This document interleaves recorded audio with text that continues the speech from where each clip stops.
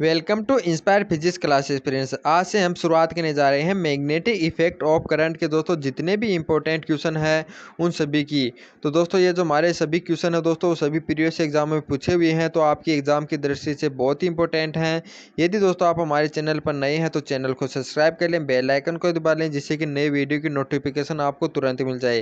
दोस्तों आज का हमारा जो मैग्नेटिक इफेक्ट ऑफ करंट का पहला पार्ट होगा, इसके अंदर अपन दोस्तों 26 क्वेश्चन करेंगे और इसके जो रिमेनिंग क्वेश्चन है वो अगले पार्ट में करेंगे। तो शुरुआत करते हैं आज की इस वीडियो की और देखते हैं हमारा पहला क्वेश्चन है। दोस्तों जो पहला क्वेश्चन है इसमें आपको दिया गया है कि एक चालक में प्रवाहित धारा के कारण उत्पन्न चुंबकीय बल रेखाओं की दिशा किस नियम से ज्ञात की जाती है। यानी दोस्तों इस क्वेश्चन में आपको बताना है कि को दोस्तों एक कंडक्टर है, यदि इसके अंदर दोस्तों हमारा जो करंट फ्लो हो रहा है तो इसके कारण दोस्तों यहाँ पर जो हमारी मैग्नेटिक लाइन यानी ऑफ फोर्स यानी कि दोस्तों हमारी उत्पन्न होंगी, तो उसकी डायरेक्शन आपको किस यानी नियम से ज्ञात कर सकते हैं वो आपको बताना है। तो दोस्तों इसका राइट आंसर हो जाएगा ऑप्शन नंबर सी वाला। यानी दोस्तों जो दाएं हाथ की हथेली का नियम होता है उससे अपन यानी किसी चालक तार में धारा प्रवाहित होने के कारण जो चुंबकीय बल रेखाएं होती हैं उनके डायरेक्शन अपन ज्ञात कर सकते हैं। दोस्तों कैसे ज्ञात करते हैं, यदि दोस्तों अपन हमारा जो दाएं हाथ होता है दोस्तों उसके अंगूठे को यदि दोस्तों अपन यानी जो करंट की डायरेक्शन है उसकी डायरेक्शन में कर लें, तो दोस्तों इसकी हाथ की जो हमारी दोस्तों ये जो हथेली होगी उस हथेली की डायरेक्शन जो चुंबकीय बल रेखाएं हैं उसको प्रदर्शित करेंगी। तो इसका राइट आंसर हो जाएगा ऑप्शन नंबर सी वाला। अब है नेक्स्ट क्वेश्चन है, किसी चालक में प्रवाहित यानी धारा प्रवाहित करने पर इसके चारों ओर चुंबकीय क्षेत्र उत्पन्न हो जाता है, तो यह नियम है। यानी दोस्तों इस क्वेश्चन में क्या बताना है आपको कि हमारे को एक चालक तार है दोस्तों, इसमें यदि अपन धारा प्रवाहित करेंगे तो दोस्तों इसके चारों ओर यानी दोस्तों यानी इस प्रकार से चुंबकीय क्षेत्र उत्पन्न होते हैं। तो दोस्तों वो यह नियम कौन सा है तो आपको बताना है। तो इसका राइट आंसर हो जाएगा ऑप्शन नंबर बी वाला। यानी दोस्तों ये जो नियम है ये कौन सा नियम है, एम्पियर का नियम। दोस्तों एम्पियर के नियम के अनुसार ही किसी चालक में धारा प्रवाहित करने पर इसके चारों ओर चुंबकीय क्षेत्र उत्पन्न होता है। ये बात जो बताई थी वो एम्पियर ने बताई थी, इसलिए इसको एम्पियर का नियम कहते हैं। तो इस क्वेश्चन का राइट आंसर हो जाएगा ऑप्शन नंबर बी वाला। अब आपके लिए नेक्स्ट क्वेश्चन तीसरा, किसी धारावाही चालक के समीप उत्पन्न चुंबकीय क्षेत्र किस नियम से दिया जाता है। यानी दोस्तों अब आपको बताना है कि कोई यानी दोस्तों हमारे एक चालक के समीप दोस्तों जो चुंबकीय क्षेत्र होता है इसका दोस्तों ये मान निकाला जाता है, यानी जो चुंबकीय क्षेत्र दिया जाता है वो किस नियम से दिया जाता है वो आपको बताना है। तो दोस्तों इसका राइट आंसर हो जाएगा ऑप्शन नंबर सी वाला, यानी बायो सावर्ट का नियम। क्योंकि दोस्तों हम जानते हैं यहाँ पर यदि कोई तार का अल्पांश लिया जाता है तो इस अल्पांश के कारण किसी बिंदु पर चुंबकीय क्षेत्र निकाला जाता है, वो बायो सावर्ट के नियम के अनुसार dB is equal to mu 0 I upon में 4 पाई, यानी म्यू 0 अपॉन में 4 पाई भी यहाँ पर होता है आई DL साइन थीटा अपॉन में R क्यूब। यानी दोस्तों ये जो बायो सावर्ट का नियम होता है इसी के अनुसार अपन किसी धारावाही अल्पांश के कारण उसके R दूरी पर चुंबकीय क्षेत्र की तीव्रता निकाल सकते हैं। तो इस प्रकार से इसका राइट आंसर हो जाएगा ऑप्शन नंबर सी वाला। अब आपके लिए नेक्स्ट क्वेश्चन हमारा फोर्थ है, ए भुजा वाले एक वर्गाकार चालक फ्रेम के विकर्ण के दोनों कोनों को एक बैटरी से जोड़ने पर केंद्र पर चुंबकीय क्षेत्र का मान होगा। यानी दोस्तों इस क्वेश्चन में आपको क्या दिया हुआ है कि कोई दोस्तों एक आयताकार फ्रेम है, उसके दोस्तों ये जो दोनों विकर्ण बिंदु है दोस्तों, या तो ये दोनों वाले बिंदु ले लेते हैं या फिर ये दोनों वालों, इनको दोस्तों किसी बैटरी से जोड़ दिया जाता है। तो इस बैटरी से जोड़ने के बाद आपको बताना है कि दोस्तों इसके केंद्र पर जो चुंबकीय क्षेत्र उत्पन्न होगा वो कितना होगा। देखिए दोस्तों ये हमारा पॉजिटिव टर्मिनल है तो इसके अंदर जो करंट फ्लो होगा वो इस डायरेक्शन में होगा। तो दोस्तों यहाँ पर दोस्तों ये दो तारों में बढ़ जाता है तो यहाँ पर जो करंट फ्लो इस प्रकार से होगा, फिर इस तार में इसकी डायरेक्शन इस प्रकार से इस तारे में इस डायरेक्शन दोस्तों करंट की इस प्रकार से जाएगी, फिर ये यहाँ से होता हुआ दोस्तों करंट यानी बैटरी में यहाँ से प्रवेश कर जाएगा। तो दोस्तों अपन देखते हैं कि दोस्तों ये वाला तार है इसके अंदर करंट ऊपर की ओर फ्लो हो रहा है।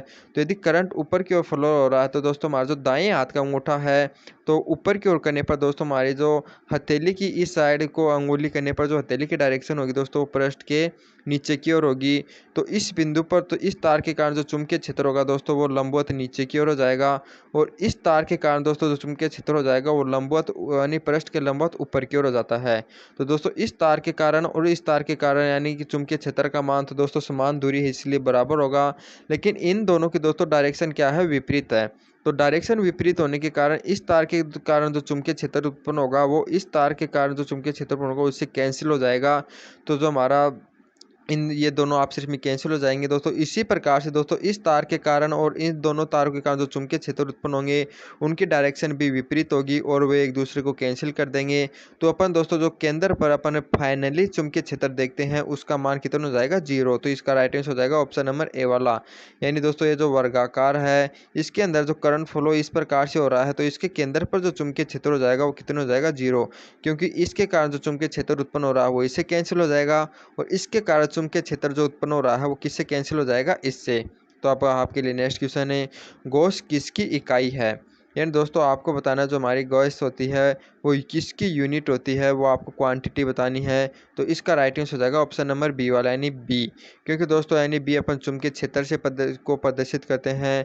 तो जो चुंबकीय क्षेत्र होता है दोस्तों उसकी जो यूनिट होती है यानी इकाई होती है वो क्या होती है दोस्तों, एक तो होती है टेस्ला, ये होती है दोस्तों हमारी एमकेएस पद्धति में होती है, और बल्कि दोस्तों इसकी सीजीएस पद्धति में इसका जो मात्रक होता है इसकी इकाई होती है दोस्तों वो होती है गॉस। तो इस प्रकार से इसका राइट आंसर हो जाएगा ऑप्शन नंबर बी वाला। अब है नेक्स्ट क्वेश्चन है, चुंबकीय क्षेत्र को उत्पन्न किया जा सकता है। यानी दोस्तों हमारा जो मैग्नेटिक फील्ड होता है उसको किसके द्वारा प्रोड्यूस किया जाता है वो आपको इस क्वेश्चन में बताना है। आपको पहला ऑप्शन दिया जाता है कि गतिमान आवेश के द्वारा, दूसरा ऑप्शन है एक परिवर्तित विद्युत क्षेत्र के द्वारा, और तीसरा ऑप्शन है उत्प्रेरक में से कोई नहीं, और डी है ए एवं बी दोनों। दोस्तों इसका राइट आंसर होगा ऑप्शन नंबर ए वाला यानी बी डी वाला। क्योंकि दोस्तों आपको इसमें पूछा गया है कि दोस्तों जो हमारा चुंबकीय क्षेत्र होता है यानी मैग्नेटिक फील्ड होता है वो किसके द्वारा प्रोड्यूस किया जाता है।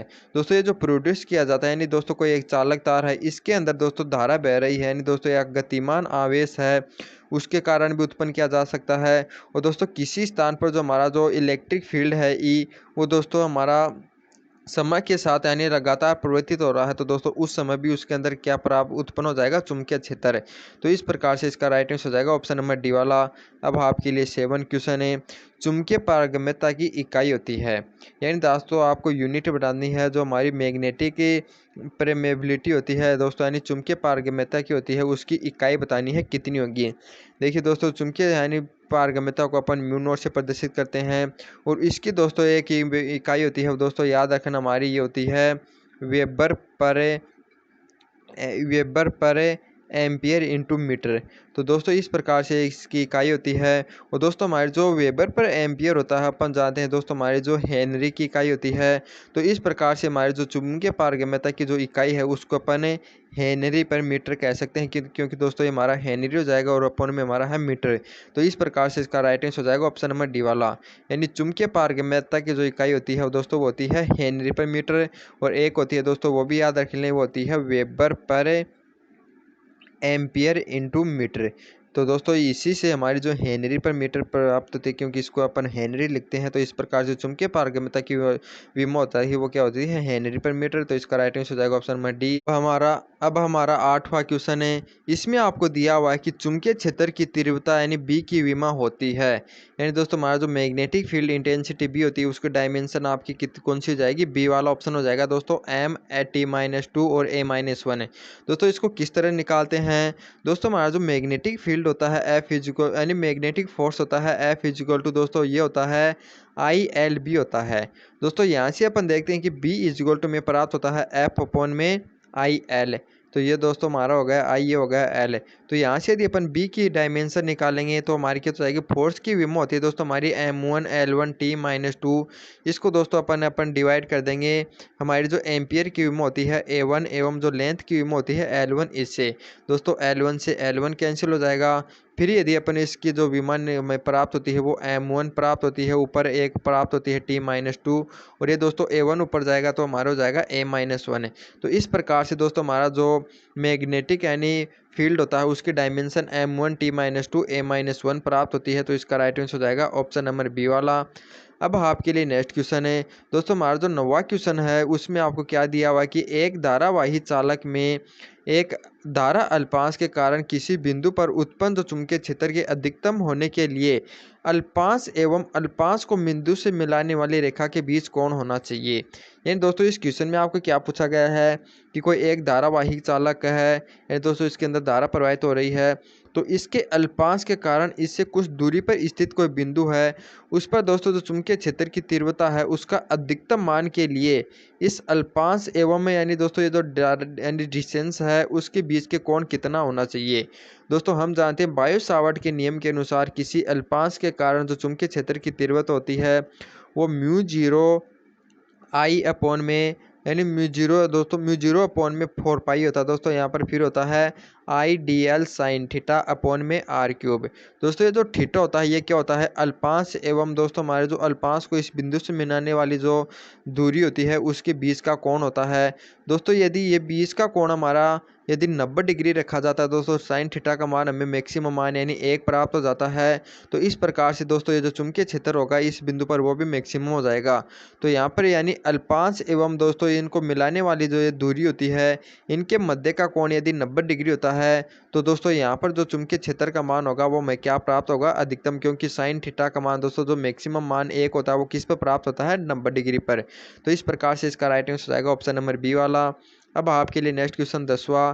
इसमें आपको क्या दिया हुआ है कि दो समान लंबाई के तारों को एक वर्ग एवं एक वृत्त के रूप में मोड़ा गया है। यदि इसमें प्रवाहित धाराएं समान हो तो इनमें चुंबकीय आघूर्णों का अनुपात होगा। देखिए दोस्तों आपको क्या दिया हुआ कि मान लीजिए दोस्तों हमारे जो एल लंबाई के दो समान तार हैं उनको दोस्तों एक को तो वर्ग में परिवर्तित किया गया है और एक को स्क्वायर यानी कि दोस्तों हमारे सर्किल यानी वर्त के अंदर। तो आपको बताना है कि इन दोनों के लिए दोस्तों हमारा जो चुंबकीय आघूर्ण एम होगा उनका अनुपात कितना होगा। दोस्तों हम जानते हैं चुंबकीय आघूर्ण का फॉर्मूला होता है आई ए होता है यानी एम्पियर इंटू क्षेत्रफल है। तो इस प्रकार से जो हमारा स्क्वायर के लिए चुंबकीय आघूर्ण एवं सर्किल के लिए जो चुंबकीय आघूर्ण का अनुपात हो जाएगा वो कितना हो जाएगा दोस्तों, यानी हमारा जो वर्ग है स्क्वायर का एरिया अपॉन में सर्किल का एरिया। दोस्तों सबसे पहले अपन इसका एरिया निकालेंगे तो दोस्तों हमारी जो इसकी एक भुजा किसके बराबर हो जाएगी, L/4 के, क्योंकि दोस्तों यदि इन चारों भुजाओं का योग इस तार की लंबाई L के इक्वल होगा तो दोस्तों इसकी एक यानी कि जो हमारी एक भुजा कितनी हो जाएगी, L/4। तो इसका जो एरिया कितना हो जाएगा वो हो जाएगा हमारा L²/16। इसी प्रकार से दोस्तों इसकी जो हमारी परिधि है 2πr, इसको L के इक्वल करेंगे तो L का मान हमें कितना प्राप्त हो जाएगा, L/2i। तो फिर इसका यदि अपन एरिया निकालेंगे πr² से तो हमें कितना प्राप्त हो जाएगा, L² 4 पाई प्राप्त हो जाएगा दोस्तों इसका एरिया।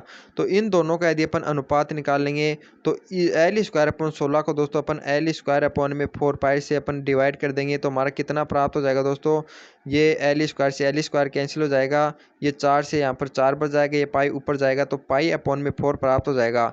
इस प्रकार से स्क्वायर के लिए एवं सर्किल के लिए दोस्तों जो चुंबकीय आघूर्णों का अनुपात हो जाएगा वो हमारा π/4 प्राप्त होगा। तो इसका राइट आंसर हो जाएगा ऑप्शन नंबर सी वाला। अब आपके लिए नेक्स्ट क्वेश्चन 11वां। इसमें आपको क्या दिया हुआ है कि दिए गए चित्र में बिंदु O पर चुंबकीय क्षेत्र की तीव्रता होगी। यानी दोस्तों आपको कोई यानी डायग्राम दिया हुआ है और इस डायग्राम के अंदर दोस्तों ये जो बिंदु O है इस पर आपको चुंबकीय यानी मैग्नेटिक फील्ड निकालना है, कितना होगा। दोस्तों सबसे पहले हमारा जो ये वाला तार है इस भाग के कारण निकालते हैं तो अपन देखते हैं कि दोस्तों ये जो वाला बिंदु है वो इसी की यानी इसी अक्ष के ऊपर स्थित है। तो इसके कारण इस चालक तार के कारण तो दोस्तों बिंदु O पर चुंबकीय क्षेत्र कितना हो जाएगा, 0, यानी B1 तो हो जाएगा हमारा 0। अब दोस्तों ये हमारा जो वर्ताकार अर्धवर्ताकार लूप है इसके कारण इस बिंदु पर चुंबकीय क्षेत्र की तीव्रता निकालेंगे तो ये दोस्तों हमारे कितनी हो जाएगी। अपन जानते हैं कि दोस्तों यदि ये हमारा पूर्ण वर्ताकार लूप होता है तो उसके लिए जो चुंबकीय क्षेत्र की तीव्रता μ0I/2r होता है, लेकिन ये अर्धवर्ताकार है तो इसके कारण यानी μ0I/4i हो जाएगा ना कि दोस्तों, यानी कि इसको 2 से और डिवाइड कर देंगे तो यहाँ पर 2 की जगह 4 हो जाएगा। और इसके डायरेक्शन दोस्तों अपन निकालेंगे, यदि दोस्तों हमारे दाएं हाथ की अंगुलियां हैं उसको इस प्रकार से यानी घुमाकर रखते हैं तो हमारे दोस्तों इसका जो अंगूठा होता है दाएं हाथ का वो पृष्ठ के लंबवत ऊपर की ओर होता है। तो इसके कारण इसकी डायरेक्शन पृष्ठ के लंबवत की हो जाएगी ऊपर की ओर। इसी प्रकार के दोस्तों हमारे जो ये वाला भाग है तार का इसके कारण निकालते हैं दोस्तों, इसके कारण चुंबकीय क्षेत्र की तीव्रता का जो मान हो जाएगा वो μ0I/4 4 पाई आर होगा। और दोस्तों उसकी डायरेक्शन किस प्रकार निकालेंगे, तो हमारा जो धारा की डायरेक्शन है इस प्रकार, इसके अंदर दाएं हाथ का अंगूठा रखेंगे। और दोस्तों इसकी जो हथेली की डायरेक्शन आ रही होगी आपको पृष्ठ के हमारे इनको ऊपर की ओर दिखाई दे रही है, तो इसकी डायरेक्शन भी हमारे ऊपर की ओर हो जाएगी। तो इसके कारण दोस्तों हमारे जो ओ पर फाइनली जो चुंबकीय क्षेत्र हो जाएगा दोस्तों, वो इन तीनों के योग के बराबर हो जाएगा। तो इन तीनों को जोड़ेंगे तो दोस्तों हमारा जो ओ पर चुंबकीय क्षेत्र प्राप्त हो जाएगा, तो वो कितना प्राप्त हो जाएगा, म्यू 0 आई अपॉन में 4r प्लस म्यू 0 आई अपॉन में 4 पाई आर। तो इस प्रकार से इसका राइट आंसर हो जाएगा ऑप्शन नंबर सी वाला। तो इसका राइट आंसर हो जाएगा ऑप्शन नंबर सी। अब आपके लिए नेक्स्ट क्वेश्चन 12वां, दो अनंत लंबाई के समान तारों में समान धारा एक ही दिशा में प्रवाहित हो रही है, तो इन तारों के मध्य बिंदु पर चुंबकीय क्षेत्र होगा। एंड दोस्तों इस क्वेश्चन में आपको क्या दिया हुआ है कि को दोस्तों अनंत लंबाई के दो तार हैं और उसके अंदर दोस्तों समान धारा और समान डायरेक्शन में प्रवाहित हो रही है, तो इसके मध्य दोस्तों ये जो बिंदु है उस पर आपको चुंबकीय क्षेत्र की तीव्रता निकालनी है, कितनी होगी, यानी मैग्नेटिक फील्ड कितना होगा। दोस्तों इसके कारण दोस्तों मान लेते हैं कि मैग्नेटिक फील्ड दोस्तों V1 प्राप्त होता है और उसकी डायरेक्शन किस और हो जाएगी दोस्तों, अपन देखते हैं कि यदि दोस्तों ये तार यानी कि ऊपर की ओर डायरेक्शन हो है, और तो दोस्तों यदि अपन इसमें अंगूठा अपन करते हैं तो हमारी जो हथेली होती है दोस्तों दाएं हाथ की, वो हमारे पृष्ठ के लंबवत नीचे की ओर होती है। तो इसके कारण दोस्तों इसकी डायरेक्शन हो जाएगी हमारे पृष्ठ के लंबवत नीचे की ओर। और इसी प्रकार के दोस्तों इसी डायरेक्शन में अपन यहाँ पर क्या करते हैं, हमारा दाएं हाथ का अंगूठा करते हैं। और दोस्तों हम इधर यदि आप उसकी अंगुली करते हैं तो हथेली की डायरेक्शन पृष्ठ के लंबवत ऊपर की ओर होती है, तो इसकी डायरेक्शन पृष्ठ के लंबवत ऊपर की ओर। दोस्तों इन दोनों के कारण दोस्तों ये समान डायरेक्शन पर यानी मध्य बिंदु पर है, तो B1 एवं B2 का आंकिक मान हमारा दोस्तों समान होगा, लेकिन इसकी डायरेक्शन दोस्तों विपरीत है। एक तो पृष्ठ के लंबवत ऊपर की ओर है, एक पृष्ठ के लंबवत नीचे की ओर। तो इसके कारण दोस्तों एक दूसरे कैंसिल हो जाएंगे और इस पर दोस्तों चुंबकीय क्षेत्र का जो मान हो जाएगा वो कितना हो जाएगा, 0। तो इसका राइट आंसर हो जाएगा ऑप्शन नंबर डी वाला। अब आपके लिए नेक्स्ट क्वेश्चन है, एक टोरॉइड में फेरों की संख्या n है तथा प्रवाही धारा I है, तब चुंबकीय क्षेत्र होगा। इन दोस्तों आपको दिया हुआ कि कोई एक टोरॉइड है, उसके अंदर दोस्तों हमारे जो नंबर ऑफ एन दोस्तों यानी कि जो हमारे टर्न्स हैं यानी दोस्तों वो कितनी दी हुई है n, एवं इसके अंदर जो प्रवाही धारा I है और चुंबकीय क्षेत्र यदि B हो, तो जो हमारा यानी दोस्तों यदि प्रवाही धारा I हो तो चुंबकीय क्षेत्र जो B का मान होगा वो कितना हो जाएगा, म्यू 0 NI। तो इसका राइट आंसर हो जाएगा ऑप्शन नंबर ए वाला। यानी टोरॉइड के दोस्तों लिए जो चुंबकीय क्षेत्र का फॉर्मूला होता है याद रखना, वो म्यू 0 NI होता है। अब आपके लिए 14वां क्वेश्चन, इसमें क्या दिया हुआ है कि टेस्ला किस भौतिक राशि की इकाई होती है। यानी दोस्तों हमारी जो टेस्ला होती है वो आपको बताना है कि किस भौतिक राशि की यूनिट होती है, तो वो होती है हमारी चुंबकीय क्षेत्र की। तो इसका राइट आंसर हो जाएगा ऑप्शन नंबर डी वाला यानी मैग्नेटिक फील्ड है। दोस्तों बी ऑप्शन में यहाँ पर हमारा चुंबकीय फ्लक्स है, तो यह चुंबकीय फ्लक्स की तो दोस्तों हमारी राशि होती है वेबर, जो टेस्ला होती है वो होती है मैग्नेटिक फील्ड की। तो इसका राइट आंसर हो जाएगा ऑप्शन नंबर डी वाला। अब है नेक्स्ट क्वेश्चन है, एक टेस्ला किसके तुल्य होता है। दोस्तों हम जानते हैं टेस्ला हमारी चुंबकीय क्षेत्र की विम होती है और गॉस भी चुंबकीय क्षेत्र की यानी CGS यानी मात्रक होता है। तो आपको दोस्तों इन दोनों के अंदर संबंध बताना कितना होता है। दोस्तों याद रखना जो एक टेस्ला होता है वो 10 की पावर 4 गॉस के इक्वल होता है। तो इस प्रकार से इसका राइट आंसर हो जाएगा ऑप्शन नंबर सी वाला, यानी एक टेस्ला किसके बराबर होता है, 10 की पावर 4 गॉस के। तो इस प्रकार से इसका राइट आंसर हो जाएगा ऑप्शन नंबर सी। अब आपके लिए 16वां क्वेश्चन है, एक लंबी धारावाहिक प्रणालिका में उत्पन्न चुंबकीय क्षेत्र निर्भर नहीं करता। यानी दोस्तों इस क्वेश्चन में आपको बताना है कि एक हमारी लंबी धारावाहिक प्रणालिका है, इसके अंदर दोस्तों जो इलेक्ट्रिक फील्ड होगा दोस्तों यानी ये प्रणालिका के अंदर चुंबकीय क्षेत्र होगा वो किस चीज़ पर निर्भर नहीं करेगा। दोस्तों वो निर्भर नहीं करता प्रणालिका के अर्धव्यास पर यानी रेडियस ऑफ सोलेनोइड। क्योंकि दोस्तों हम जानते हैं कि प्रणालिका के अंदर जो चुंबकीय क्षेत्र यानी बी का फॉर्मूला होता है वो म्यू 0 NI होता है। तो दोस्तों यहाँ पर यह यानी प्रति एकांक लंबाई में फेरों की संख्या यानी n पर डिपेंड करता है एवं प्रवाही धारा I पर डिपेंड करता है। दोस्तों कहीं पर भी इसके अंदर R या यानी एरिया नहीं दिया हुआ है, तो इसके कारण यह प्रणालिका के अर्धव्यास पर डिपेंड नहीं करेगा, केवल दोस्तों यह दो ही चीज़ों पर डिपेंड करता है। तो इस प्रकार से इसका राइट आंसर हो जाएगा ऑप्शन नंबर सी वाला।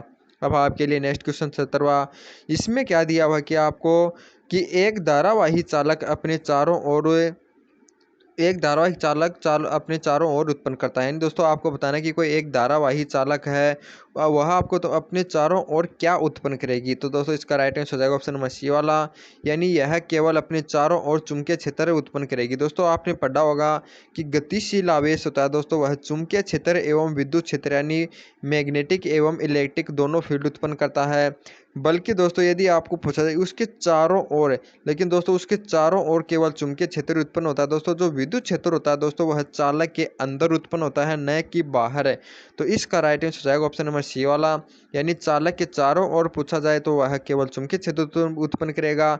लेकिन केवल दोस्तों आपको यह पूछा जाए कि धारावाही चालक उत्पन्न करते हैं, तो दोस्तों वो दोनों उत्पन्न करते हैं, क्योंकि जो चुंबकीय क्षेत्र होता है वो चालक के अंदर होता है, यानी विद्युत क्षेत्र चालक के अंदर, और वो जो चुंबकीय क्षेत्र होता है वो बाहर उत्पन्न होता है। तो इस प्रकार से इसका राइट आंसर हो जाएगा ऑप्शन नंबर सी वाला। अब आपके लिए नेक्स्ट क्वेश्चन है, लंबे सीधे धारावाही चालक के कारण किसी बिंदु पर चुंबकीय क्षेत्र होता है। यानी दोस्तों आपको बताना है कि कोई एक लंबा एवं सीधा धारावाही चालक है, उसके कारण दोस्तों जो चुंबकीय क्षेत्र होता है वो उसके यानी किस पर डिपेंड करेगा, चालक से यानी दूरी के अनुक्रमानुपाती, या चालक से दूरी के व्युत्क्रमानुपाती, या चालक से दूरी के वर्ग के व्युत्क्रमानुपाती। देखिए दोस्तों जो बायो सावर्ट का नियम है वो आपने बताया होगा, उसके अनुसार तो डीबी इजक्वल टू है यानी अल्पांश के कारण दोस्तों इसे आर दूरी पर जो चुंबकीय क्षेत्र की तीव्रता है यानी डीबी, वो उसकी दूरी के स्क्वायर के व्युत्क्रमानुपाती होती है। तो इसका राइट आंसर हो जाएगा ऑप्शन नंबर सी वाला, यानी बायो सावर्ट के नियम के अंदर अपन देखते हैं फॉर्मूला जो आर स्क्वायर होता है दोस्तों वो नीचे होता है, यानी I D L sine theta upon में आर स्क्वायर होता है, यानी जो डीबी होता है वो आर स्क्वायर के व्युत्क्रमानुपाती होता है। तो इसका राइट आंसर हो जाएगा ऑप्शन नंबर सी वाला। अब आपके लिए नेक्स्ट क्वेश्चन है 19वां, इसमें क्या दिया हुआ है कि सीधे धारावाही चालक के समीप चुंबकीय बल रेखाओं की दिशा होती है। यानी दोस्तों इसमें क्या दिया हुआ है कि आपको कोई जो एक सीधा धारावाही चालक है उसके समीप यानी दोस्तों जो चुंबकीय बल रेखाओं की दिशा होती है वो आपको बता देनी किस प्रकार होती है, यानी चालक के अनुदिश होती हैं, या त्रिज्या यानी बाहर की ओर होती हैं दोस्तों इसके चारों यानी गोलाकार बाहर की ओर, या चालक के लंबवत वर्ताकार या यानी सर्पिलाकार होती हैं। तो दोस्तों इसका राइट आंसर हो जाएगा ऑप्शन नंबर सी वाला, यानी दोस्तों कोई भी हमारा चालक है उसके अंदर दोस्तों यदि इस प्रकार से करंट फ्लो कर रहा है तो चुंबकीय क्षेत्र की दिशाएं होती है दोस्तों वो वर्ताकार होती हैं। और ये दोस्तों हमारा जो है यदि ये चालक तार दोस्तों यानी पृष्ठ पर रखा हुआ है तो दोस्तों ये वर्ताकार है, तो ये होती हैं ये तल के लंब यानी कि लंबवत होती है दोस्तों इस प्रकार, यानी ऊर्ध्वाधर हैं ये, तो यानी कि ये चालक के लंबवत वर्ताकार तल में होती है। यानी दोस्तों ये जो वर्त है यानी सर्किल हैं ये चालक तार के लंबवत हैं एवं यानी ये वर्ताकार हैं। तो इसका राइट आंसर हो जाएगा ऑप्शन नंबर सी वाला, यानी बल रेखाएं क्या होती हैं, चालक या लंबवत यानी वर्ताकार होती हैं। तो इसका राइट आंसर हो जाएगा ऑप्शन नंबर सी वाला। अब आपके लिए नेक्स्ट क्वेश्चन हमारा 20 यानी 20वां, इसमें क्या दिया हुआ है कि विद्युत प्रवाह का चुंबकीय प्रभाव खोजा जाता है।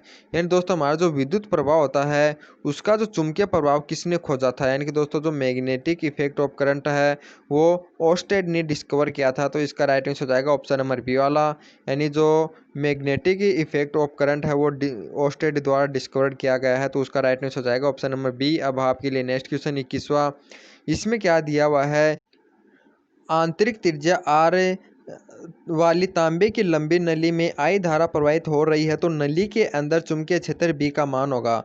यानी दोस्तों आपको दिया हुआ कि आर त्रिज्या की एक तांबे की दोस्तों हमारी नली है जिसकी आंतरिक त्रिज्या आर है, उसके अंदर दोस्तों एक करंट फ्लो कर रहा है यानी धारा प्रवाहित हो रही है आई, तो इसके अंदर चुंबकीय क्षेत्र का मान बताना कितना होगा।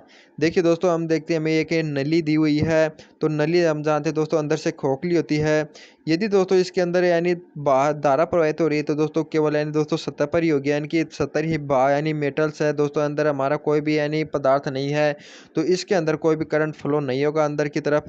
तो हम जानते हैं कि जो चुंबकीय क्षेत्र का जो फॉर्मूला होता है वो म्यू जीरो आई अपॉन में 2 पाई आर होता है। दोस्तों यहाँ पर यदि आई का मान शून्य रखेंगे तो बी का मान हमारा कितना प्राप्त हो जाएगा, 0। तो इसका राइट आंसर हो जाएगा ऑप्शन नंबर डी वाला। तो दोस्तों याद रखना यदि आपको खोखली पाइप के अंदर चुंबकीय क्षेत्र का मान पूछा जाए तो वो हमेशा शून्य होता है। और दोस्तों यदि हमारे कोई यानी कि सिरिया वगैरह यानी कि दोस्तों हमारा कोई वैसे छड़ होती है तो उस समय में दोस्तों यानी कि मेटल होने के कारण कुछ करंट फ्लो करती है तो उसके अंदर चुंबकीय क्षेत्र उपस्थित होता है, लेकिन पाइप के अंदर चुंबकीय क्षेत्र अंदर 0 होता है। तो इसका राइट आंसर हो जाएगा ऑप्शन नंबर डी वाला। अब है नेक्स्ट क्वेश्चन है परिनालिका के अंदर क्षेत्र की तीव्रता होती है। यानी दोस्तों हमारी जो सोलेनोइड होती है उसके अंदर बताना है कि जो चुंबकीय क्षेत्र की तीव्रता होती है वो किस पर डिपेंड करती है। दोस्तों हम जानते हैं कि परिनालिका के अंदर जो चुंबकीय क्षेत्र की तीव्रता का फॉर्मूला होता है वो μ0 Ni होता है। दोस्तों यहाँ पर n होता है वो एकांक लंबाई में फेरों की संख्या होती है, यानी कि ये हमारे इस प्रकार भी लिख सकते हैं μ0n/L/I। तो यहाँ से अपन देखते हैं कि दोस्तों ये L के तो समानुपाती व्युत्क्रमानुपाती होती है और धारा के समानुपाती और फेरों की संख्या की भी समानुपाती। तो यहाँ से इसका राइट आंसर हो जाएगा ऑप्शन नंबर बी वाला, क्योंकि पहले ऑप्शन में आपको दिया है कि लंबाई के अनुक्रमानुपाती न कि, लेकिन यहाँ पर ये इसकी व्युत्क्रमानुपाती है। और सी वाले ऑप्शन में क्या दिया हुआ है कि फेरों की संख्या के व्युत्क्रमानुपाती, बल्कि यानी फेरों की संख्या की यहाँ पर क्या है समानुपाती है यानी अनुक्रमानुपाती है, तो ये भी हमारा गलत हो जाएगा। और डी वाले में क्या दिया हुआ है कि धारा के व्युत्क्रमानुपाती है। दोस्तों यह धारा के व्युत्क्रमानुपाती न होकर के अनुक्रमानुपाती है, तो बी वाला राइट हो जाएगा और डी वाला गलत हो जाएगा। तो इस प्रकार से इसका जो राइट आंसर हो जाएगा वो जाएगा ऑप्शन नंबर बी। अब 23वां क्वेश्चन है, एक परिनालिका के अंदर चुंबकीय क्षेत्र B का मान, इसमें फेरों की संख्या n प्रति मीटर लंबाई है तथा I एम्पीयर की धारा प्रवाहित हो रही है तो होगा। यानी दोस्तों आपको कोई एक परिनालिका दी हुई है, इसकी एकांक लंबाई में फेरों की संख्या n है एवं इसमें I धारा प्रवाहित हो रही है। तो हमने बताया था कि जो B इक्वल टू होता है इसका फॉर्मूला μ0Ni होता है, तो इसका राइट आंसर हो जाएगा ऑप्शन नंबर बी वाला। अब आपके लिए 24वां क्वेश्चन है, r त्रिज्या की एक वर्तुल कुंडली में I धारा प्रवाहित हो रही है तो इसके केंद्र पर क्षेत्र की तीव्रता होगी। यानी दोस्तों क्या दिया हुआ कि एक यानी दोस्तों वर्तुल कुंडली है यानी वर्तीय कुंडली है, इसकी रेडियस r है, इसके अंदर I करंट फ्लो हो रहा है, तो इसके केंद्र पर जो चुंबकीय क्षेत्र की तीव्रता होगी वो आपको बतानी है कि क्या होगी। तो दोस्तों यानी कि इसके केंद्र पर चुंबकीय क्षेत्र की तीव्रता का जो फॉर्मूला होता है वो याद रखना μ0I/2r होता है। तो यहाँ से अपन देखते हैं कि दोस्तों ये एक तो एम्पियर के अनुक्रमानुपाती यानी समानुपाती होती है और रेडियस के व्युत्क्रमानुपाती होती है। दोस्तों यहाँ पर रेडियस के अनुक्रमानुपाती दिया हुआ है, बल्कि ये होती है व्युत्क्रमानुपाती, तो ए वाला गलत हो जाएगा। बी वाले में क्या दिया हुआ कि आई के व्युत्क्रमानुपाती, बल्कि दोस्तों ये आई के समानुपाती है, तो ये बी वाला गलत हो जाएगा और सी वाला राइट हो जाएगा। तो इस क्वेश्चन का कौन सा राइट आंसर हो जाएगा, ऑप्शन नंबर सी। अब है नेक्स्ट क्वेश्चन 25वां, आर त्रिज्या के वर्तीय चाप खंड में से आई धारा प्रवाहित हो रही है यदि चाप खंड अपने केंद्र पर 3π/4 का रेडियन का कोण बनाता है तो इसके केंद्र का चुंबकीय क्षेत्र होगा। यानी दोस्तों आपको क्या दिया हुआ है कि कोई हमारी दोस्तों एक वर्ताकार कुंडली है, उसके केंद्र पर चुंबकीय क्षेत्र पूछा गया है। दोस्तों ये जो कुंडली है आप हमें क्या दिया हुआ कि यदि दोस्तों पूरी कुंडली होती है उसके कारण चुंबकीय क्षेत्र का फॉर्मूला कितना होता है, μ0I में कितना होता है। दोस्तों याद रखना μ0I में 2r होता है। लेकिन देखिए दोस्तों ये जो कुंडली है ये पूर्ण कुंडली का केवल 3 यानी चौथाई हिस्सा ही है, यानी दोस्तों इसका जो 1/4 हिस्सा है वो गायब कर दिया गया है। तो इसके कारण दोस्तों ये पूरी कुंडली के कारण चुंबकीय क्षेत्र ये होता है, तो 3 यानी चौथाई हिस्सा है, तो इसके कारण चुंबकीय क्षेत्र का ज्ञात करने के लिए अपन इसको 3/4 से मल्टीप्लाई कर देंगे। तो इसको 3/4 से मल्टीप्लाई करेंगे तो हमारा आंसर निकल कर आ जाएगा 3μ0I/8r। तो इसका राइट आंसर हो जाएगा ऑप्शन नंबर डी वाला, यानी इस कुंडली के कारण इस पर जो चुंबकीय क्षेत्र हो जाएगा वो 3μ0I/8r यानी ऑप्शन नंबर डी वाला हो जाएगा। अब आपके लिए आज का अंतिम क्वेश्चन है, लोरेंज बल का परिकलन करने के लिए सूत्र है। यानी दोस्तों आपको बताना है कि जो हमारा जो लोरेंज फोर्स होता है उसका जो परिकलन क्या है। तो दोस्तों हम जानते हैं जो लोरेंज बल होता है वो हमारा मैग्नेटिक फोर्स एवं इलेक्ट्रिक फोर्स यानी विद्युत बल एवं चुंबकीय बल दोनों का सदिश योग होता है। तो दोस्तों हम जानते हैं कि जो लोरेंज बल किसके बराबर हो जाएगा, हम जानते हैं हमारा विद्युत बल Q × E वेक्टर होता है, और बल्कि जो चुंबकीय बल होता है दोस्तों हमारा QV×B यानी V वेक्टर इंटू क्रॉस यानी B वेक्टर होता है। तो यहाँ से दोस्तों यदि अपन Q कॉमन लेंगे तो हमारा जो लोरेंज बल में क्या प्राप्त हो जाएगा, Q इंटू यानी इंटू में E vector plus V vector cross B vector. तो इस प्रकार से इसका राइट आंसर हो जाएगा ऑप्शन नंबर ए वाला, यानी कि ये ए ऑप्शन में दिया हुआ। तो दोस्तों इसी के साथ हमारा आज का वीडियो कंप्लीट होता है। दोस्तों आज के वीडियो आपको कैसे लगे दोस्तों वो कमेंट करके ज़रूर बताइएगा। यदि दोस्तों ये क्वेश्चन आपको बहुत ही अच्छे लगे हों तो उसको ज़्यादा से ज़्यादा दोस्तों हमारे वीडियो को शेयर करें, जिससे कि दोस्तों हमें मोटिवेशन मिल सके और हम आपके लिए रेगुलर ऐसे ही क्वेश्चनों की वीडियो प्रोवाइड करा सकें जो आपके लिए बहुत ही बेनिफिशियल हो। तो दोस्तों आप हमारे चैनल को ज़्यादा से ज़्यादा शेयर करें। यदि दोस्तों आपने चैनल को सब्सक्राइब नहीं करके रखा तो चैनल को भी सब्सक्राइब कर लें। जय हिंद दोस्तों।